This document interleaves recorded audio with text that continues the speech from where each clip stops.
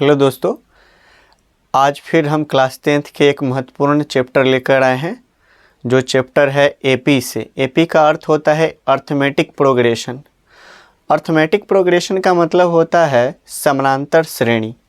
समानांतर श्रेणी का मतलब होता है क्या कि अगर कोई पद 1 2 3 4 5 6 7 ... अगर n पदों तक है तो ऐसे जो टर्म्स लिखे होते हैं उसी को बोला जाता है एपी। याद रहे, ये जो मैंने 1 2 3 4 5 6 बोला है, इस सब का अंतर जो है, दोनों पदों का अंतर, प्रत्येक दो पद का अंतर समान होना चाहिए। ध्यान से देखिए, मैंने क्या बोला है कि एपी हम किसको कहेंगे, जैसे 1, 2, 3, 4, 5, ... कहाँ तक, n पदों तक। तो इसमें देखिए प्रत्येक दो पद का अंतर क्या है, एक समान है। क्योंकि देख लीजिए 2 और 1 का अंतर 1, 3 और 2 का अंतर 1। वो अंतर का मतलब होता है घटाव। याद रखें दोस्तों, अंतर का मतलब होता है घटाव। जब हम अंतर बोले तो आपको समझना है कि घटाव।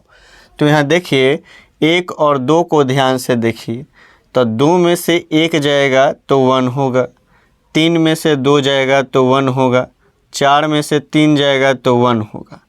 यानी कि हर जगह जो अंतर आएगा, प्रत्येक पदों का अंतर, प्रत्येक दो पदों का अंतर समान आए तो ऐसे टर्म्स को हम एपी कहेंगे। अगर पद असमान हो जाए तो हम उसको एपी नहीं कहेंगे। तो क्लास 10th में एपी से संबंधित 5-6 सवाल आता है। अगर आप इस वीडियो को देखते हैं तो क्लास 10th के और भी अदर कंपटीशन एग्ज़ाम के आपके सवाल बन जाएंगे इससे रिलेटेड। तो इसको बनाने के लिए एक फार्मूला का उपयोग किया जाता है। उसका फार्मूला का नाम है TN बराबर A + n-1 × D। यहाँ A जो होता है प्रथम पद होता है। A क्या होता है, प्रथम पद। A प्रथम पद। D क्या हो गया, सार्वंतर, अंतर। और n क्या हो गया, पदों की संख्या, पदों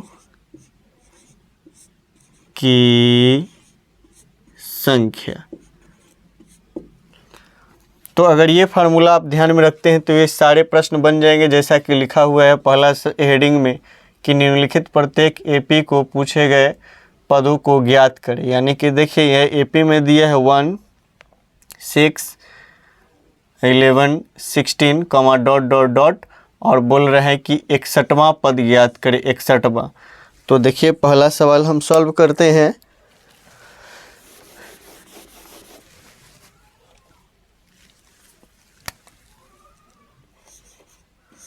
तो पहला सवाल को देखिए ध्यान से, पहला पद, इसमें हम क्या बोले हैं कि पहला पद आवश्यक है।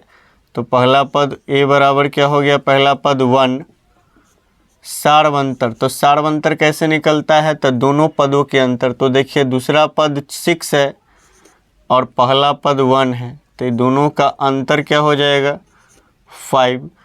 लगा दीजिए, क्या बोल रहा है, T 61वां। तो यहाँ ध्यान से देखिएगा दोस्तों कि T है, n के जगह 61 है, यानी यहाँ अर्थात n का मान जो हो गया 61 हो गया, 61।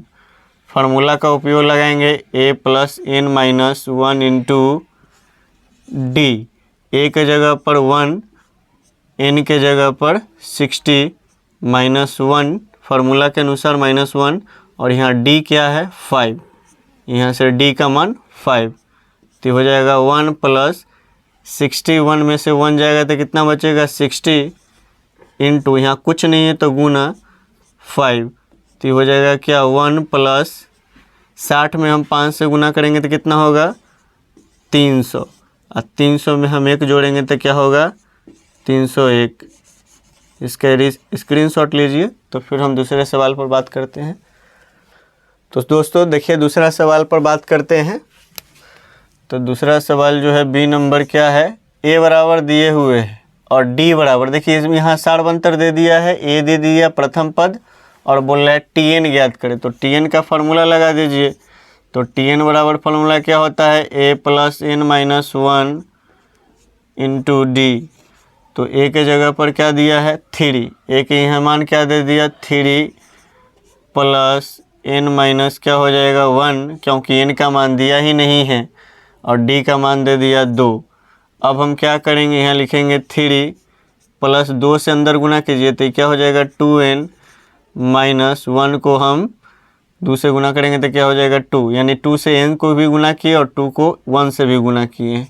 तो देखिए यहाँ अचर पद समान है, तो 3 में से 2 जाएगा तो कितना बचेगा 1 प्लस 2n, अर्थात हम इसको क्या लिख सकते हैं 2n प्लस 1, यही हमारा आंसर होगा। स्क्रीनशॉट लीजिए, फिर दूसरा बात करते हैं। तो हम Tn ज्ञात कर लिए, अब T10 ज्ञात करना है। ध्यान से देखिएगा, T10 यहाँ वाला T10, तो T10 का फार्मूला यानी कि यहाँ n 10 दे दिया है, तो फिर वही formula a plus n minus 1 into D, ये फार्मूला होता है AP का, यहाँ हम बता दिए हैं। ए क्या है प्रथम पद दिया हुआ है 3, n क्या दे दिए यहाँ देखिए Tn है ये, तो n के जगह पर 10 है, देखिए Tn n के जगह पर 10, तो यहाँ 10 माइनस 1 इंटू डी क्या दे दिया 2, तो क्या हो जाएगा 3 प्लस 10 में से गया तो 9 गुने 2, यहाँ गुना के काम पहले होगा, तो 9 दूना 18, 18 दिन कितना हो जाएगा 21 आंसर। इसका स्क्रीनशॉट लीजिए, तो फिर हम अगले सवाल पर ध्यान देते। तो चलिए हम ये बता दिए, तो इस आधार पर आप ये बना लीजिएगा। हम ये बताते हैं सी नंबर देखिए पहला पद क्या दे दिया है -3, प्रथम पद ए बराबर -3, सारवंतर डी निकालना है। तो डी निकालेंगे कैसे, दूसरा पद, तो दूसरा पद -1/2, नियम के अनुसार घटाओ। अब पहला पद क्या दे दिया है -3, तो ये जोड़ घटाव कीजिए, भिन्न का जोड़ घटाओ, -1/2 माइनस माइनस प्लस 3, इसको कीजिएगा तो क्या हो जाएगा लघुत्तम 2 -1 प्लस 3 दूना 6, तो आ जाएगा क्या 5/2, यानी कि भिन्न के जोड़ घटाव करेंगे तो सारवंतर क्या आ गया 5/2, और यहाँ T11 ज्ञात करना है, T11। तो फार्मूला वही होगा a plus n minus 1 into D. तो a के जगह पर क्या दे दिया है -3 प्लस n के जगह पर 11 माइनस 1 इंटू डी के जगह पर 5/2, तो ये हो जाएगा -3 प्लस 11 में से 1 जाएगा तो 10 गुने 5/ क्या हो जाएगा 2, तो ये 2 से कट जाएगा, 2 पचे 10, तो हो जाएगा -3 प्लस 25। अभी क्या होगा माइनस प्लस माइनस यानी कि घटा हुआ काम, तो 25 में से 3 गया 23, तो यहाँ प्लस की संख्या ज़्यादा है, 23 होगा 22, 22 से 3 25, प्लस की संख्या ज़्यादा है तो यहाँ 22 आंसर। इसका स्क्रीनशॉट लीजिए। तो चलिए आज हम फिर इसमें बात करते हैं। इसमें मैं लास्ट क्वेश्चन आज का, ए बराबर क्या दे दिया 10, सारवंतर कितना है, तो हम क्या बोले थे कि दोनों पद का, प्रथम दोनों पद का अंतर, तो 5 में से 10 जाएगा, हमेशा दूसरा पद में से पहला पद को घटाना है। तो आप बताइए 5 में से 10 जाएगा तो क्या बचेगा -5, और बोला क्या है 10वां पद ज्ञात करें, कैमा पद 10वां पद यानी कि T10। तो 10वां पद ज्ञात करने के लिए यही फार्मूला लगा दीजिए, आप बनाइएगा इस फार्मूला पर। एक हम नई बात बताते हैं कि ऐसे सवाल को बनाने के लिए आप डायरेक्ट फार्मूला ना लिख के आप लिख सकते हैं a प्लस, यहाँ 10 है तो 1 कम 9, यहाँ d लगा दीजिए, हो गया। a का मान पुट कीजिए 10 प्लस 9 इंटू डी का मान क्या आ गया -5, तो हो जाएगा कितना 10 प्लस माइनस माइनस 9 पचे 45, आप घटाइएगा तो आ जाएगा -35 आंसर। उम्मीद करते होंगे कि आपको ये अच्छी तरह से समझ में आ गया होगा। सभी को बेस्ट ऑफ लक।